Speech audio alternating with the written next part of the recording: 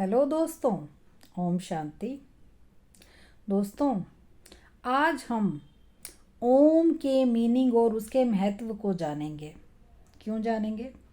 क्योंकि हम हमारे हर सात्विक कार्य के लिए, हर शुद्ध कार्य के लिए, हर अच्छे कार्य के लिए ओम की ध्वनि को ही उच्चारित करते हैं और ये मानते हैं कि ये शुद्ध है, ये पवित्र है, ये परमात्मा से जुड़ा हुआ शब्द है।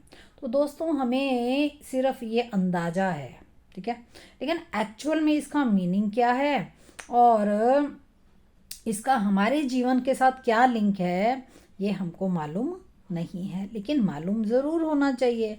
जो शब्दों को हम अपने एनवायरनमेंट से लेकर के उसको यूज़ करते हैं तो उसका मीनिंग हमें ज़रूर पता होना चाहिए। तो दोस्तों देखो, ये जो ओम शब्द है ना, ये अनहद नाद की तरह ब्रह्मांड से, जिसे हम शांति धाम, परलोक, ब्रह्मांड, जहाँ हमारे परमपिता शिव ऑलरेडी रहते हैं, तो जन्म मरण में धरती पर नहीं आते, वहाँ से ये शब्द ब्रह्मांड में, इस पूरे ब्रह्मांड में, धरती पर भी ये शब्द अनहद नाद की तरह बजता ही रहता है। अनहद माना जिसकी कोई हद ना हो, उसे अनहद कहेंगे। तो दोस्तों, वैसे इस ओम का कोई मीनिंग नहीं है, लेकिन अगर हम इस ओम के शब्द को ब्रेक करें ना, तो जैसे अ प्लस उ प्लस म, ये इन तीन ध्वनियों से मिलकर बना है, यानी ओम जिसे हम कहते हैं। तो दोस्तों, अ का अगर हम मीनिंग जाने ना, तो अ का मतलब है भूलोक, ऊ का मतलब है भूवरलोक। भूवरलोक माना शांति धाम, ब्रह्मांड, जहाँ हमारे परम पिता शिव, जिनके साथ हम भी अपने पिता के साथ आत्मिक रूप में, आत्मा के रूप में, वहाँ शरीर नहीं है, तो हम अपने परमात्मा के साथ, हम आत्माएं बिना शरीर के वहाँ रहते हैं। और फिर म माना हम इसको ये भी कहेंगे स्वर्गलोक, ठीक है ना। तो उसके अलावा हम इसको अगर और मीनिंग देखें तो अ माना ब्रह्मा, ऊ माना विष्णु और म माना महेश, इसको ऐसे भी हम समझते हैं। इसके अलावा दोस्तों, हम इसको ऐसे भी समझ सकते हैं, अ माना उत्पत्ति का प्रतीक है, ये उत्पत्ति माना पैदा होना, ऊ माना उड़ना, विकास, पालना और उठना, ये इसका प्रतीक है, और म माना मौन, विलीन या विनाश, ये इसका मीनिंग है। तो दोस्तों, इस प्रकार से अगर हम इंग्लिश के मीनिंग से देखें ना, तो अ प्लस यू प्लस म, ओम, ठीक है ना।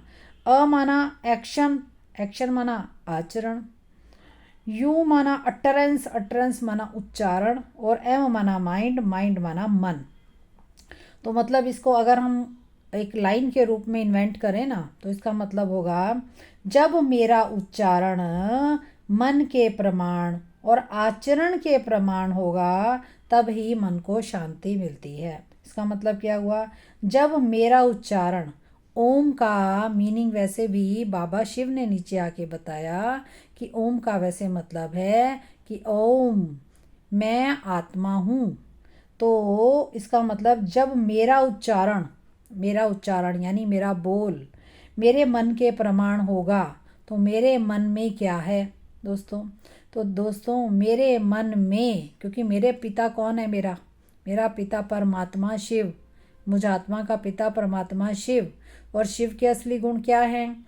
प्रेम का सागर, सुख का सागर, शांति का सागर, आनंद का सागर, पवित्रता का सागर, शक्तियों का सागर। फिर हमारा बाबा सागर ही सागर, और हम आत्मा अगर उनके बच्चे हैं तो हमारे अंदर भी यही गुण हैं। इसका मतलब, क्योंकि जो गुण माता पिता के, बच्चों के भी वही, तो मेरे गुण अंदर भी, फिर मैं शांत स्वरूप, प्रेम स्वरूप, सुख स्वरूप, पवित्रता स्वरूप, शक्ति स्वरूप, ज्ञान स्वरूप, है ना। तो मैं भी हूँ, लेकिन मेरे अंदर, हमारे अंदर आज काम, क्रोध, लोभ, मोह, अहंकार का बादल हमारे आगे आ गए हैं, जिस कारण हम अपने असली गुणों को भूल गए हैं। मिट नहीं गए हमारे गुण, हम भूल गए हैं, यानी कि उसके आगे बादल आ गए हैं। तो इस प्रकार से दोस्तों, अगर मैं इस बाहर से आए हुए काम, क्रोध, लोभ, मोह, अहंकार को, दूसरों से आए हुए काम, क्रोध, लोभ, मोह, अहंकार को हटा करके अगर मैं असली गुणों से रिलेट होती हूँ पिता से मिल करके, तो मेरा उच्चारण मन के प्रमाण, क्योंकि मन शांत स्वरूप, प्रेम स्वरूप, सुख स्वरूप, पवित्रता स्वरूप, ज्ञान स्वरूप, शक्ति स्वरूप है, और फिर मेरा आचरण भी अगर इसी प्रमाण होता है तो मन को शांति मिलनी ही है। और हमारा पूरा विश्व ही, सभी आत्माएं इन्हीं गुणों से लिप्त हैं, लेकिन अवगुणों के अंदर आ जाने के कारण वो अपने गुणों को भूल गई हैं, इसलिए बाहर के अवगुणों को ज़्यादा प्रदर्शित होते हैं ये। तो इस प्रकार से दोस्तों, अब हम जानेंगे कि इसका महत्व क्या है। देखो दोस्तों, ओम की जो ध्वनि को अगर हम उच्चारते हैं ना अपने मुख से, तो ये हमारे अंदर 72,000 नाड़ियों को स्पर्श करने की क्षमता रखती है। तो इससे क्या होता है कि दोस्तों, ऑटोमेटिकली हमारे अंदर अगर हम ओम का उच्चारण करते हैं तो शांति और एकाग्रता आएगी ही आएगी। क्योंकि ये ब्रह्मांड से निकला हुआ शब्द है। और दूसरा दोस्तों, ये जो है ना हमारे अंदर की जो मानसिक और फिजिकल बीमारियां हैं ना, ये उसको भी ऑटोमेटिकली दूर करता है। कैसे? देखो दोस्तों, हमारे ये 5 तत्वों का जो शरीर है ना, वो 72% जल, 12% पृथ्वी, 6% वायु, 6% आकाश और 4% अग्नि से मिलकर के बना है।